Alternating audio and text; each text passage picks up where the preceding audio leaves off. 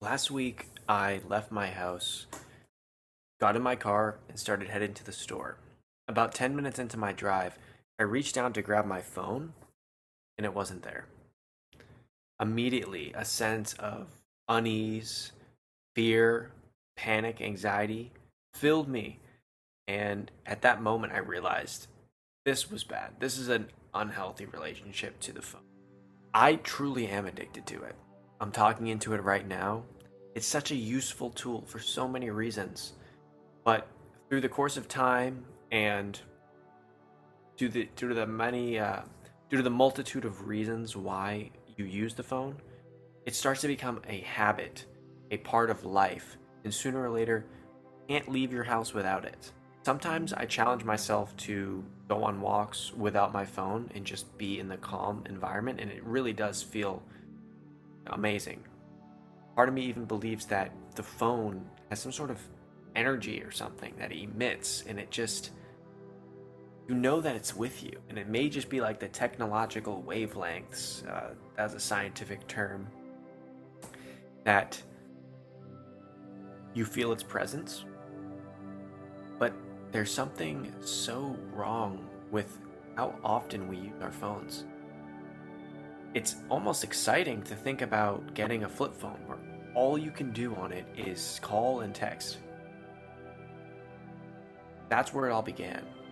But now we have a supercomputer with access to any question we have, any friend or family we have, any stranger, any potential clients, anyone. Give them a call on your phone. You can even do a video call, no matter where you are, basically. And that concept has truly taken over the world as we know it. I'm only 22 years old, so I grew up with a phone. I had one when I was in third grade. I got a flip phone, and that thing was sweet. Over time, I've realized how much I kind of wish that I didn't have it. It's an interesting thought because it has done so much good for me, but it has also truly become an attachment to my life. And I actually spoke with someone I hold dear about the phone, and they said that they felt extreme fear when they left the house without it. And as much as easy it is to point the finger and say, "Wow, You have a serious problem. That's bad. I think if you look deep inside yourself, you can almost think about, it's kind of that addiction sentence where, no, I don't need it, but I'm going to bring it anyway.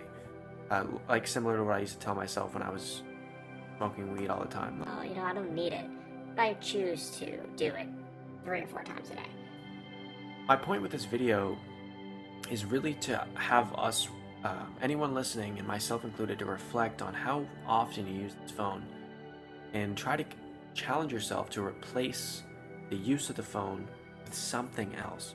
What can you do instead of using the phone? One of the things that I did to really mitigate phone use and mindless phone use, is what I call it, mindlessly scrolling on social medias, is deleting apps like Instagram, Facebook, TikTok, LinkedIn, Twitter.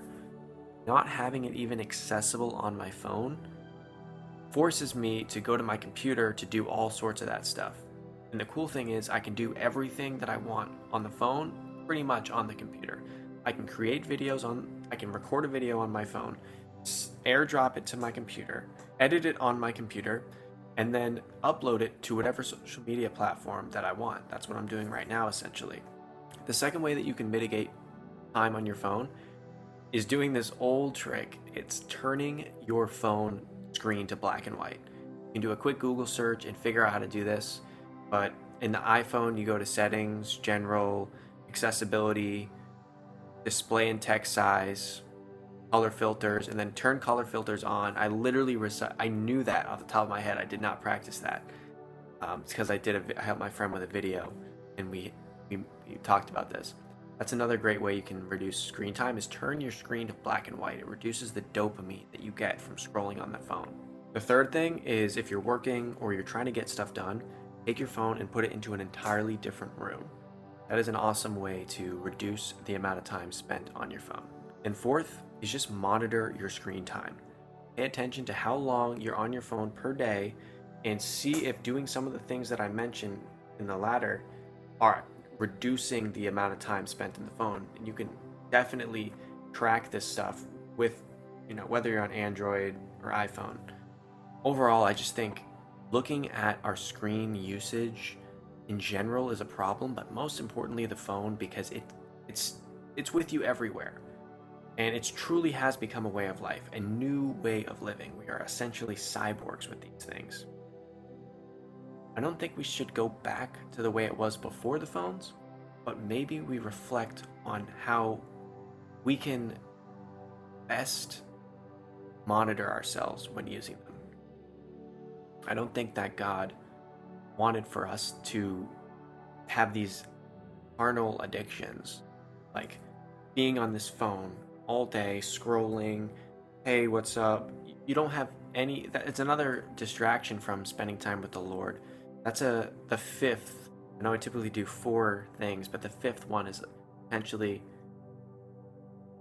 replace the time that you now saved from not being on your phone. Spend that time with the Lord, praying, reading your Bible, whatever that is, and you can watch your life become better. I know it's a bold statement, but I challenge you to do that. In the next one.